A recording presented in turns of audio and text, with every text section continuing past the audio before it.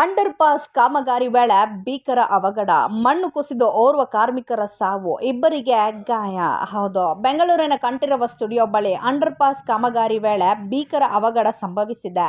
ಸುಮಾರು 20 ಅಡಿ ಆಳದವರೆಗೆ ಮಣ್ಣು ತೋಡಿ ಕಾಮಗಾರಿ ನಡೆಸುತ್ತಿದ್ದ ವೇಳೆ ಏಕಾಏಕಿ ಮಣ್ಣು ಕುಸಿದು ಕಾರ್ಮಿಕರು ಮಣ್ಣಿನಡಿ ಸಿಲುಕಿಕೊಂಡಿದ್ದಾರೆ.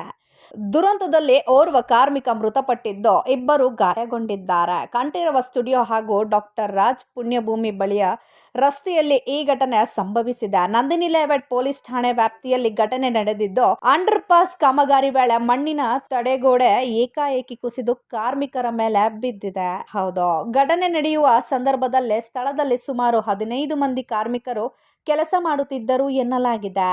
ಮಣ್ಣು ಕುಸಿದ ಪರಿಣಾಮ 3 ಕಾರ್ಮಿಕರು ಮಣ್ಣಿನಡಿ ಸಿಲುಕಿಕೊಂಡಿದ್ದಾರೆ. ಈ ಘಟನೆ ತಿಳಿಯುತ್ತಿದ್ದಂತೆಯೇ ಪೊಲೀಸರು ಹಾಗೂ ಅಗ್ನಿಶಾಮಕ ಸಿಬ್ಬಂದಿ ಸ್ಥಳಕ್ಕೆ ಧಾವಿಸಿದ್ದಾರೆ. ಸ್ಥಳೀಯರು ಸಹಾಯದೊಂದಿಗೆ ರಕ್ಷಣಾ ಕಾರ್ಯಾಚರಣೆ ನಡೆಸಿ ಇಬ್ಬರು ಕಾರ್ಮಿಕರನ್ನು ಸುರಕ್ಷಿತವಾಗಿ ಹೊರತೆಗೆಯಲಾಗಿದೆ. ಆದರೆ ಒಡಿಶಾ ಮೂಲದ ಓರ್ವ ಕಾರ್ಮಿಕನನ್ನು ರಕ್ಷಿಸಲು ಸಾಧ್ಯವಾಗದೆ ಮೃತಪಟ್ಟಿದ್ದಾರೆ. ಹೌದು, ಈ ಅಂಡರ್ ಪಾಸ್ ಕಾಮಗಾರಿ ಬಿಡಿಎ ವತಿಯಿಂದ ನಡೆಯುತ್ತಿದ್ದು ಎನ್ನಲಾಗಿದೆ. ಘಟನೆ ಕುರಿತು ಮಾಹಿತಿ ಕಲೆ ಹಾಕಲಾಗುತ್ತಿದೆ. ಕಾಮಗಾರಿ ಸ್ಥಳದಲ್ಲೇ ಸುರಕ್ಷಿತ ಕ್ರಮವನ್ನು ಕೈಗೊಳ್ಳಲಾಗುತ್ತಿದೆ ಎಂಬ ಪ್ರಶ್ನೆಯೂ ಇದೀಗ ಎದುರಾಗುತ್ತಿದೆ. ಘಟನೆ ಸಂಬಂಧಿತ ಬಿಡಿಎ ಆಯುಕ್ತ ಕ್ಯಾಪ್ಟನ್ ಮಣಿವಣ್ಣನ್ ಅವರು ಮಾಹಿತಿ ಸಂಗ್ರಹಿಸಲಾಗುತ್ತಿದೆ ಎಂದು ತಿಳಿಸಿದ್ದಾರೆ. ಸ್ಥಳಕ್ಕೆ ಶಾಸಕ ಗೋಪಾಲಯ್ಯ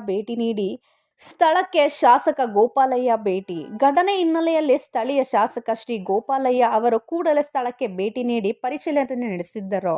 ಬಳಿಕ ಮಾಧ್ಯಮದೊಂದಿಗೆ ಮಾತನಾಡಿದ ಅವರು, ಮೃತಪಟ್ಟ ಕಾರ್ಮಿಕನ ಕುಟುಂಬಕ್ಕೆ 10 ಲಕ್ಷ ರೂಪಾಯಿ ಪರಿಹಾರ ನೀಡುವುದಾಗಿ ತಿಳಿಸಿದ್ದಾರೆ.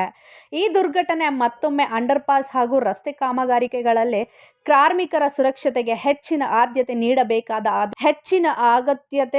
ಈ ಘಟನೆ ಮತ್ತೊಮ್ಮೆ ಅಂಡರ್ ಪಾಸ್ ಹಾಗೂ ರಸ್ತೆ ಕಾಮಗಾರಿಕೆಗಳಲ್ಲಿ ಕಾರ್ಮಿಕರ ಸುರಕ್ಷತೆಗೆ ಹೆಚ್ಚಿನ ಆದ್ಯತೆ ನೀಡಬೇಕಾದ ಅಗತ್ಯವನ್ನು ಎತ್ತಿ ತೋರಿಸಿದೆ.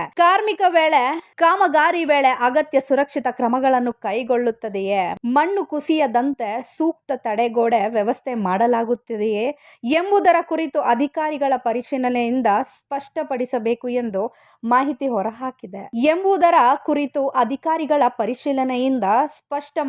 ಹೊರಬರಬೇಕಾಗಿದೆ.